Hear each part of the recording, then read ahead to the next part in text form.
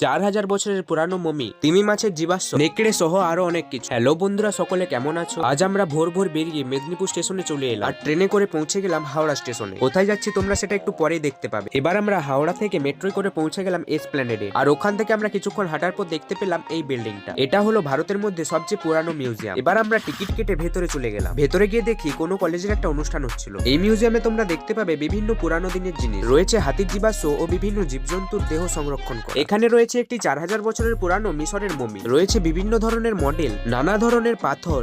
এছাড়াও এখানে বিভিন্ন ধরনের সবজি ও বিভিন্ন ধরনের বীজ সংরক্ষণ করা আছে। এটি হলো একটি পাটের তৈরি দুর্গা। তারপর আমরা মিউজিয়াম থেকে বেরিয়ে লাঞ্চ করার পর পৌঁছে গেলাম ভিক্টোরিয়াতে। কলকাতায় আসবে আর ভিক্টোরিয়া ঘুরবে না তা কখনো হয়? ভিক্টোরিয়ার ভেতরে রয়েছে বিভিন্ন ধরনের ঐতিহাসিক জিনিসপত্র। ভেতরে সবকিছু দেখার পর আমরা বাইরে এসে বাগানে কিছুক্ষণ সকলে মিলে আড্ডা দিলাম। তারপর ওখান থেকে আবার সকলে মিলে বাসে করে পৌঁছে গেলাম হাওড়া স্টেশনে, আর ট্রেনে করে আবার ফিরে এলাম মেদিনীপুর।